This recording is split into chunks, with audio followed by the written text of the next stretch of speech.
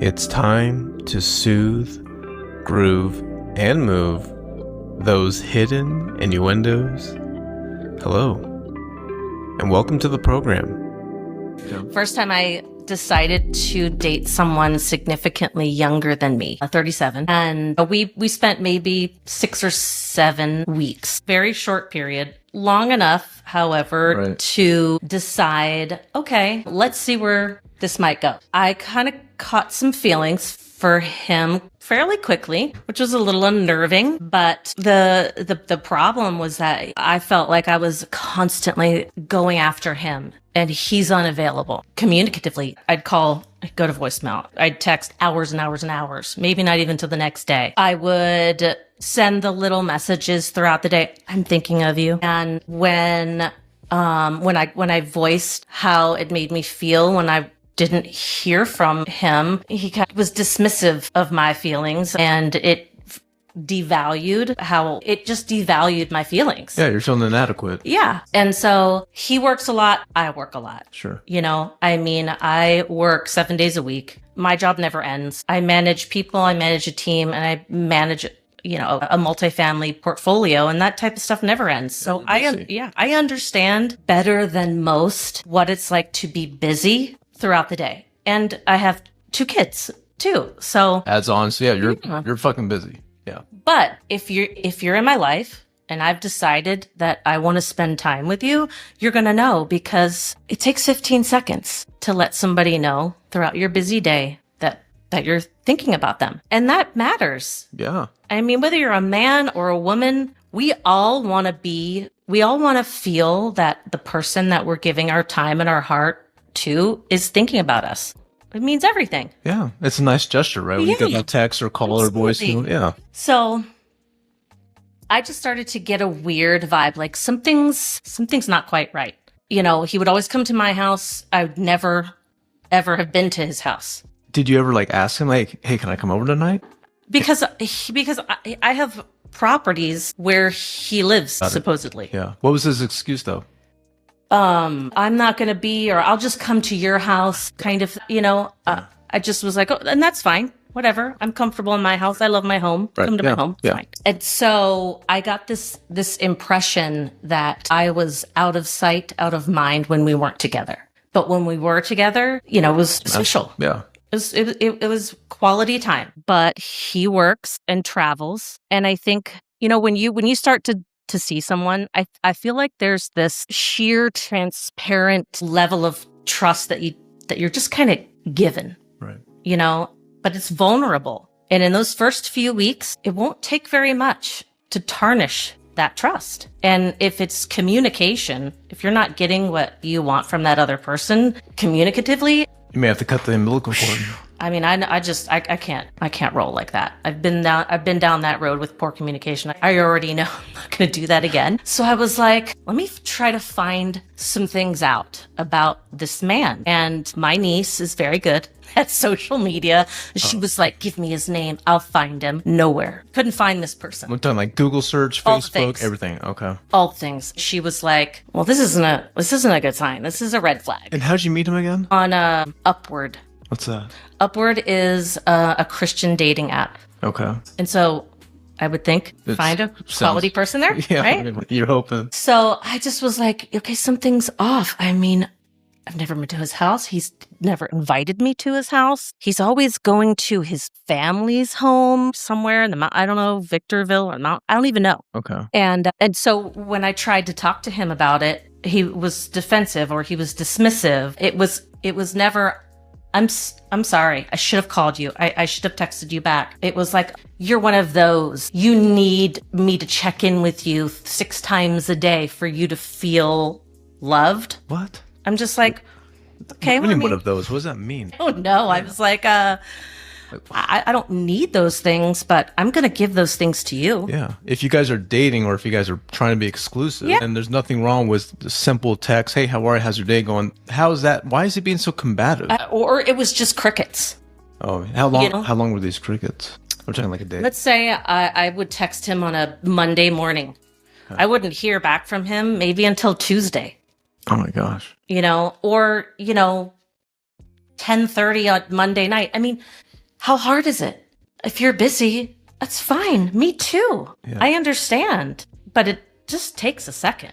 Don't you think that excuse is like, I'm busy, is so overplayed? We all know everyone is in front of their phones 24/7. 24/7. So don't bullshit me. It's such bullshit. Yeah. You know, you're too busy, but it's right here in your hand. Right there.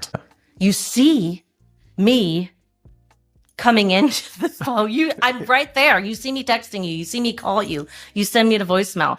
So it's just a lot of red flags that I tried to get clarity on, but just wasn't provided the time to get that clarity. So I finally was like, you know what? This is how you make me feel. I don't care for it. I have some feelings for you that I'm willing to explore where that's going to go, but you know, I'm not going to do that alone. And I'm not going to feel like I'm out of sight, out of mind when we're not together, because it just makes it got to the point where I was like, he's got another wife or a whole other family, or like something's up, right? Was off.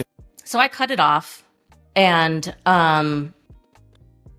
he gave me this bracelet. Like a dating bracelet? Or I don't know. Bracelet? Like a brace. I don't know. Do you have it with Put you? it on me one day because I wear these. I never take these off. I wear them all the time. The shower, in bed, I never take them off. And I love jewelry. I love silver jewelry. And so he had this bracelet and he put it on me. It was beautiful. And so I wore it and it meant something to me. How far into the dating did you guys get that bracelet? I don't know, maybe a month, maybe. Oh, okay. And so when I finally was like, I'm done, he was calling. He called me like 8 times in a row. And so I blocked him. It freaked me out. I was like, okay, you're not handling this rejection very well. And I guess it was all about this bracelet. I want my bracelet back. I want my bracelet back. The bracelet, this material item. It wasn't because he wanted to talk to me about why this was happening, to repair it, to hear what I had to say, to listen to my feelings and have me listen to his. It was about this fucking bracelet. And so I blocked him. And then he called me on a no caller ID over and over and over and over and over and over, and I didn't answer. And then he called me on the Google Meet like 6 times in a row, and then left me a message and called me a child. Did he message you on Upward or anything like that? No. So he left me this message, and he was like, if you're going to be a child, who blocks somebody? What are we in high school? I mean, just was like, it wasn't like, I want to talk to you. I want to work this out. Just call me. It was It was lashing. And I didn't like it. And I didn't like that he said, you know, if you're not going to answer my calls, I'm just going to come to your house. I'm going to fire away here. I'm thinking that this son of a bitch gave his wife your bracelet. Or actually gave you his wife's bracelet. And you know, you're like the 3rd or 4th person to say that very thing. Like he wanted the bracelet back because it didn't belong to him. Yeah, he needs it. Because his wife is probably questioning, where the fuck's the bracelet? Right. It's so funny that you said the exact same thing that my sister said and like a couple of other people. They said the exact same thing. So what are you going to do? What do you think you should do? So I let a couple of weeks go by. And what really jarred me was that he made me feel mental. He made me like, the last thing that I need in a relationship with someone is someone that's going to make me question, you know, my feelings and my heart and my judgment of who I'm going to spend time with. And he made me feel like that. He made me feel fucking mental. I hated it. And it upset me. And so I let a couple of weeks go by and I kind of, you know, process my feelings. Yeah. And I said, you know what? I don't like to leave any kind of relationship like that, where there's just, I don't know, just bewildering kind of like, what happened, you know? And so I wrote him an email to the email that he did the Google Meet on. Okay. And I labeled it closure. And I wrote all my feelings about what I think went wrong, why it went wrong, what I thought I could have done differently, what he should have done differently. Do you remember what you were saying about him, what he should have done differently? It was a lot about communication. You know, I said, being busy it's an excuse. It's a poor excuse. No one, man, woman, is too busy to be in touch with the people that they care about. Right. Yeah. I don't buy that. I don't buy it. And if that's what you're telling me, how I am processing that is that you're just a really poor communicator. Rightfully so. And I'm not going to have it. Sure. I deserve better. Absolutely. So I wasn't accusatory. I was matter of fact in some ways, but I was very clear and concise and polite and honest. I didn't call him an asshole. I didn't use any foul language. I just was... You're trying to be respectful. Exactly. I wanted closure. And I said, you know what? If you want this bracelet, you can have it. It's fine. I don't really want the reminder anyways. You know, I interpreted it as a gift. But if you want it back, you can have it. And he was on a trip. And I said, when you get back, I will answer your call. Or if you Google meet me, I will answer it. And we can schedule a time and you can get this material item. What you should have said was just have your wife email me. I did say that. I was like, you know, I feel like you have a whole nother life that's just like this red flag. Like, you know, I'm like, I prayed about it. I said, you know, what do I do here? What's the best thing to do? And the best thing was to protect my heart and move on. You did the right thing. And I agree with you 1000%. And not many people would do what you did. Some people say, fuck this bracelet. But you did what you thought was best. You wanted to be respectful. You did everything you could. You sent him that letter. And now you want to get back his wife's bracelets. So now what happened? Yeah, what happened? So I think it's been, I don't know, 5-6 weeks at least since he can't get a new bracelet. I wrote that email. I'm like, if he reads the email, either he's going to respond or he's going to try and call me or something. Right. But he didn't. And I'm fine with that. Did you unblock his number though? No. Okay. Because he could just Google meet me. He found a route to reach me if he really wanted to, or he could just respond to the email, but he didn't. And so I made peace with it. I'm good with it. I moved on. It's all good. But on the way here, I get a call from a no caller ID number. And I don't know. I just answered it. I usually would just let it go. I'm like, that's a spam call. It's a telemarketer. It's somebody. I answered it and it was him. He didn't say hello. He didn't say, hey, Stephie, it's Michael. He said, so I just want to know when I can get my bracelet. Oh my gosh. Hi. Yeah, how are you? Yeah, happy Thursday, asshole. Yeah. How are you, fucker? I didn't say that, but you wanted to probably. But I really wanted to. And Don't you hate that, by the way, when people like do that? They don't say hello. They say, where's my shit? Or like, I need this from you. Like, dude, say hello, good morning, good afternoon. Like, something. Don't be a boss. Don't show your age, bro. Okay, like that's exactly what you're doing. Yeah. So he's like, and I'm like, hi, how are you? Whenever. He's like, okay, right now. Can I come right now? And I was like, no, I have plans right now. So no, but I'm happy to arrange something to give you this material item that means so much to you. And he's like, just tell me, and he wants to, now he wants to hash it out. He wants to hash it out. But his approach is so aggressive and accusatory. I mean, he's calling me a child. I thought you were a woman with substance and this, and who you presented yourself to be is not who you, just like all this pointing, zero accountability for his actions. It's all about, what I did. Yeah, it's all your fault. You know that, right? Yeah. And do you know what? I was married for 14 years to a narcissist. I can spot one from across the fucking room. Oh, yeah. And I'm going to run fast. And that's the vibe I was getting from him. And this conversation that I just had on the way here out in front of your house proved that this person, that's exactly the type of personality that he has is a narcissistic personality, because he has zero accountability for his actions. He's not able to even muster the strength or the balls to admit where he went wrong. And he's just kind of going off. And I just was like, listen, you're asking me questions. I'll give you an answer, but you gotta give me the floor for a second. And be respectful too. Talking over me, like pointing your finger at me.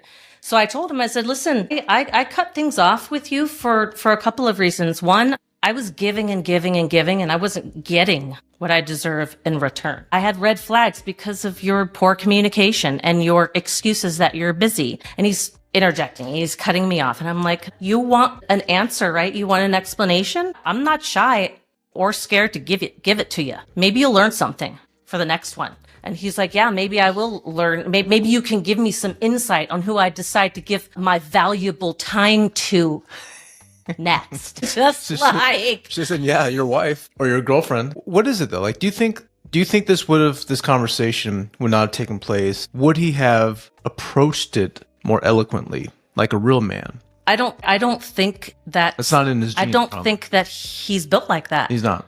Definitely not. I think that he's been stewing over this for weeks. He knows somewhere that he missed the mark. He knows that he let somebody special exit his life. That special person is me, because I am very special. Yeah. But he just is not someone who can listen and learn and grow. Was he ever to that point, like on your first date? Was he ever asking you questions? Was he ever listening to you, hearing you? Yes. So everything was going fine. Yes. In the beginning. I mean, we had great chemistry. Sure. We had great physical chemistry. We had, a nice initial connection. We had a lot in common. I mean, we met on a Christian dating site. So talking about our faith and our beliefs and how we're grounded by that and how that leads a big piece of our life. And that was something that was important to me. It was very attractive to me. He's got kids the same age as I do. So, we just had, he's busy. He's running a company. I'm busy. So it just felt like maybe our lives would work well. Yeah, everything sounded right. Everything looked good on paper so far. And he appeared to be enough of a gentleman. I think he'd open the door. He'd take me out. We did things together. He would make plans. So I like that. And so he did show interest, and I did feel that he was invested when we were together. Was this not when we were apart? Right. And not to get like a little personal here, but was this before or after he gave you, or was this before or after you gave him the cookie? After. Okay. Yeah. After. Yeah. So take a he's asking me to tell him what went wrong, but he's not listening to what I'm telling him. He's just talking at me. He's throwing daggers. He's calling me a child. He's calling me a material dater. I mean, just like, name calling and just, and I'm just over here. I'm just expressing. He's like, well, you sound pissed off and mad at me. I was like, what you hear in my voice is my emotion, because you have them. I have them, and I had the emotion for you, and I felt devalued, rejected, zero priority in your life. And he's all, that's not how it was. I was like, well, you didn't do a very good job communicating that to me, because I was very clear. I want to devote my time with you exclusively. And I backed up my words with actions. I let you know that I was thinking about you throughout the day. When you were in town, I devoted the time with you. Yeah. You did all the typical things that any normal woman would do that wants to be in a nice relationship, is do the right thing. Communicate. Make the time for that person. And this guy absolutely did none of that. Zero. Yeah. And so I'm trying to answer his questions, and he's still about the bracelet. And I says, I asked him, I says, did you get my email? He was like, what email? Oh, God. I said, I sent you an email while you were on this trip. He was on a trip for like 10 days, a work trip, apparently. And me being a person who kind of needs closure, whether I do it for me or whether I do it for a multi-purpose, and that maybe you'll get something out of it. You can take that with you and grow or whatever. You wouldn't have all these questions. You wouldn't be saying the things that you're saying to me if you'd have read my email. I didn't get your email. I said, well, I sent it to the email address that you Google met me on. Yeah, but you tell me, though, he didn't get the email and then he just happened to call you, right? Like, you don't think that's coincidence? Well, that's kind of why I was like, did you read my email? Because I feel like...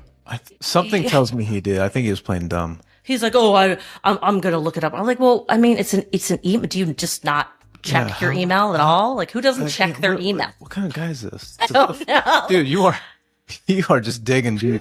I questioned my decision to move on for a little bit. Like, maybe I should have done this. Maybe I should have done that.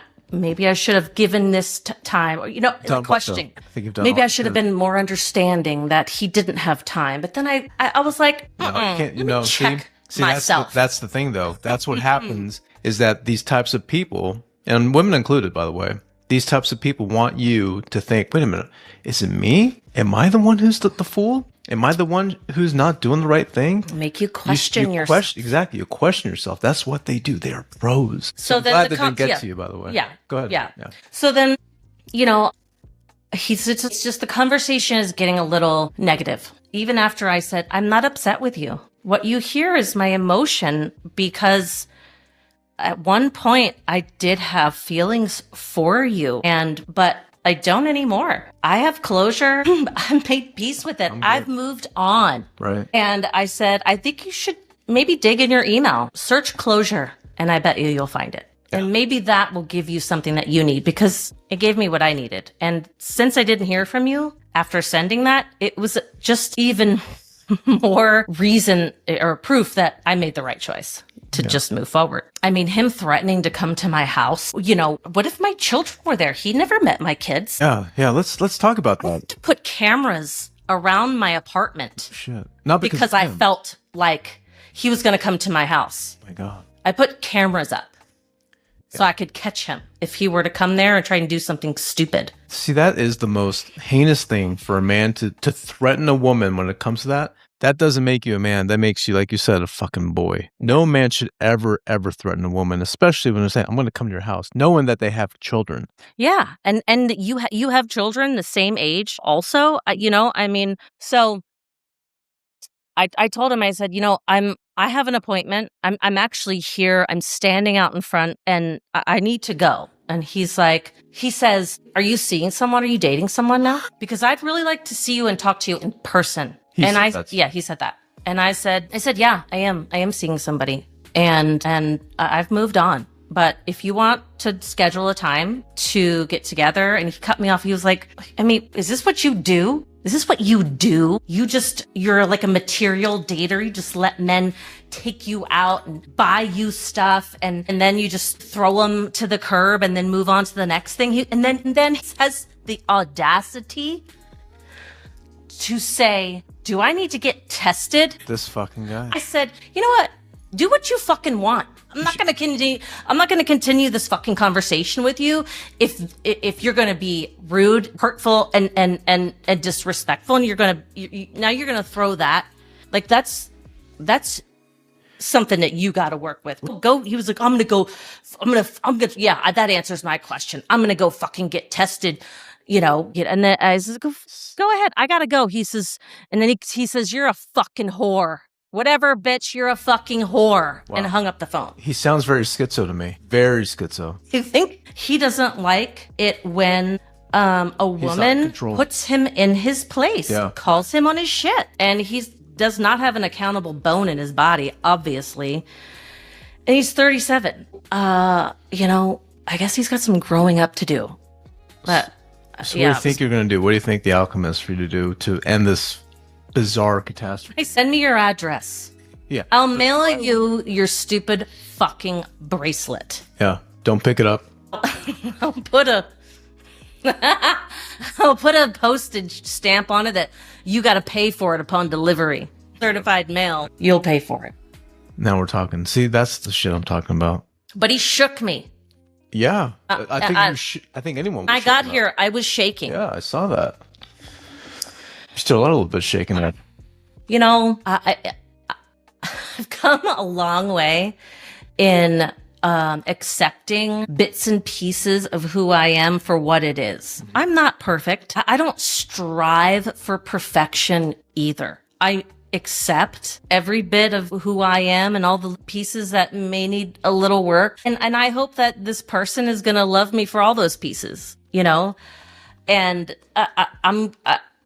I'm good with who I am. And I'm confident that the value that I bring to a relationship is quality. And it's not just me that I bring. I mean, I have these 2 beautiful, towhead, blue-eyed little angels. And you don't just get me, you get family. Package. Like, my family is the gift. Because if I'm going to embrace you, wait until you feel the embrace that my family is going to make you feel. That's the gift. I've said this many times. I feel like, and this goes out to single parents, is I feel like single parents are by far the best people to date because of that reason. They are selfless and they come with the ultimate package. And it's not baggage. It's a beautiful package. It's not baggage. It's not You're baggage. Right. You're right. I hate it when people say, "Oh, how much baggage does he or she have?"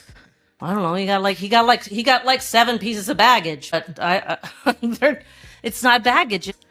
It's just additional love that you could be blessed with. And yeah, I mean, it ended poorly. I wish it didn't.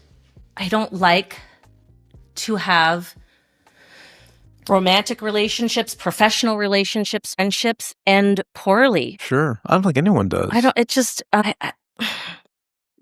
like it. I think it kind of tests your integrity in a way. It's like, wait, why am I attracting these types of people? Like you said, you were attracted to narcissists in your past. You still kind of am.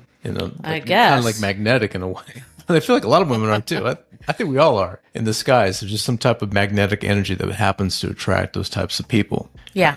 It's like the women that unfortunately get themselves into, a domestic violence relationship and they just can't get out because they're just too scared to. Right. And then they do, and then they just get right back into another one. Well, I'm not going to do that again. Women too. There are some amazing women that are in that situation. I know. And they're just, unfortunately, somewhere in their life, they weren't given the room to be confident, to believe in yourself and to say no. Like, no, I deserve better. But I am doing that. I am doing that now. I'm not going to do that again. But here's the thing though. I'm hoping that this guy does not do anything stupid between the time now and the time that you're going to mail out this bracelet. When are you going to mail it out? I'm hoping tomorrow. I don't know. He didn't send me his address. I'm hoping he does, like now, like text you so that we can just be done with this fucking thing. Or I'll say, you know what? It's at the pawn shop. Here's the address. Go fucking get it, dick face. Yeah, it's at my new boyfriend's house. I mean, I wouldn't. I would love to see what this I want to see what this bracelet looks like. By the way, it's not a piece of shit. It's a really beautiful bracelet. Oh, okay. It is beautiful. I mean, it is. It has weight. It's intricate. It's beautiful. It's gorgeous. You should take it to the pawn shop. Just out of curiosity. Hey, I'm just curious. How much would this cost? It has crossed my mind, and after today, I just might do that. You may have to, but I am actually looking after you because you're my friend, and I don't want this guy just going like mailman on you, where he's just going to be coming with some guns or something. God forbid. I'm not saying that's going to happen, but you have to think about that. Well, I have thought about that because you know what? He has a ton of guns. It's crossed my mind when he said, "I'm going to come to your house and I'm going to get my bracelet." I just was like, I mean, how threatening do you need to be to make me feel after spending such a relatively short period of time with someone that I have to go and put 2 cameras so that anybody that comes in proximity, I'm gonna know. Yeah. Even my neighbors that walk their dog, my ring goes off. But something is up though. I have this feeling that it's got to be her that is asking him, "Where is my fucking bracelet?" It has to be. I asked him tonight. I said, there were just a lot of red flags, and it made me kind of, dig a little. The more I dug to find more about you, the more red flags. But I thought you said you couldn't find anything. I couldn't find anything. I'm like, who is this person? I can't even find this company, apparently, online. Oh man, I want to look online. I just was like, like something just was really off. I was like, he must have a whole another family. He's got a wife. Would you report him on the Upward? Because again, this is kind of a good segue about these apps, like the dating apps, like the T apps, because I think this is good to raise awareness for women, to let them know, just so you know, there's a guy like this who is very narcissistic and can threaten you. Threaten me and my family. You and your family. He's the type of guy that will give you gifts. He will lure you in. And if he doesn't get what he wants, he will come after you. That's what I'm talking about. I think that's the type of message that you need to send to women. And maybe that's actually a good way for you to talk about that to that Facebook group. Let them know this is the guy that you do not want to date. It has crossed my mind. I think you should definitely do that. I've deleted all because of the person that I've met. I've deleted everything. I don't use any of those apps anymore. But I mean, I probably should have reported. Maybe I should open that app back up and see if my profile is still on there and, see if I can. Do you think these dating apps are doing a good job?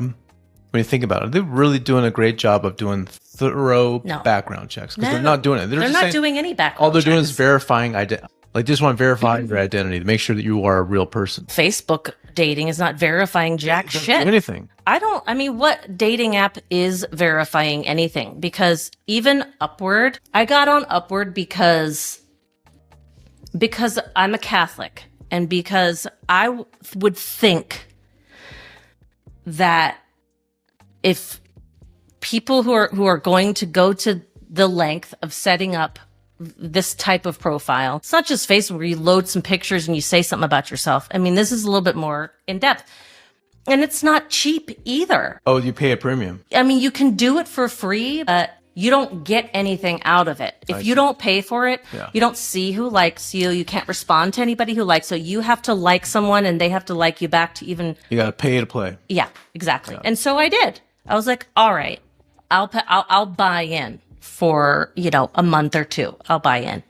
And that's how I met this one, and you hear stories left and right about being ghosted or, what's the word? Catfished. Yeah, but that's not major though. Those are just minor flags. I'm talking about the ones that this is like boiling red flag right here. Yeah. This is the type of shit that needs to be brought up, right? Absolutely. Yeah. I mean, ghosting is not relevant.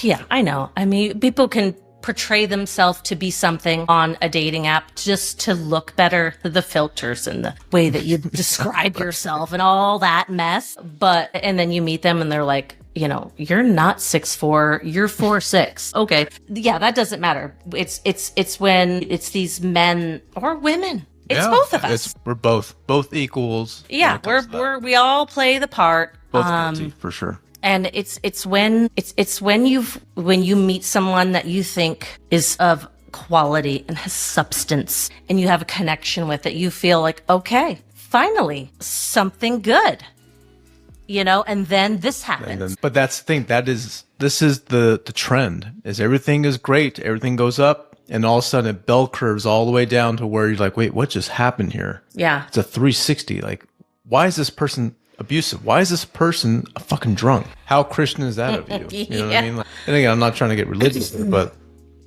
if the intent is to find someone within the same religion, find someone with the same type of family values, and you find out that this person becomes a manipulator, gaslighter, a abuser, then what are these Christian apps or these Muslim apps or these Jewish apps doing? Absolutely nothing. They're not doing anything different.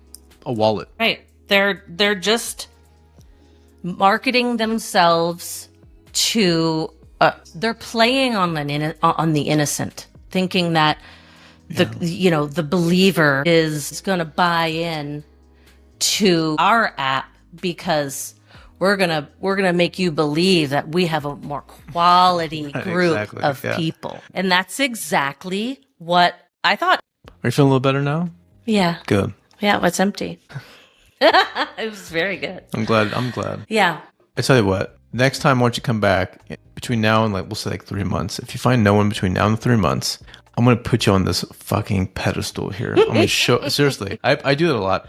I'm going to embarrass you in a good way. I'm going to say, men, find this woman. Or if you want, you come find me first, DM me. If you like what you see, then I will possibly give your number to Stephie. I'm glad I did. I'm glad you did too. Yeah. And I'm glad you're here with me tonight. I really appreciate you being here. Yeah, it's been good. Yeah. See, so much better now. Well, let me ask you this. My closeout question. I always ask everyone this. Yeah. Shrugs.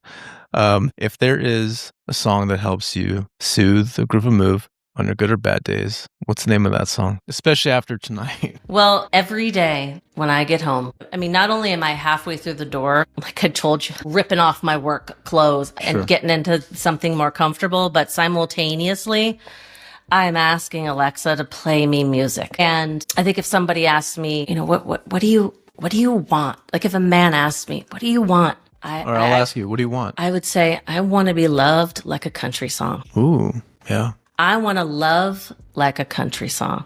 And so when I get home, I ask Alexa to play me music. And she knows me by now, so it's either going to be something from Fleetwood Mac, my all-time favorite band, or it's probably going to be a country song. Because country's music tells it like it is. Yeah, they don't bullshit. And I relate to so many pieces of music. It doesn't necessarily have to be a particular song, but country music speaks to my soul. Sure. And I love love. And country music is a lot about love. So yeah. I have a song here. One of my favorite DJs, his name is Shalou. And he's got a new track called Gone. And it's a great track. I love it. I'll have to ask Alexa to play it for me. Yeah, I'm more into that melodic house, but he's fantastic. So that's gonna be my song for today. Okay. So I like it. well, cheers, girl. Great to have you here. Thanks for being with me. I'll have to And send that bracelet. Wait, I have just a tiny bit, so we won't have bad luck. Yeah, but thanks for being with me tonight. Thanks for having me. Thank you. Yeah.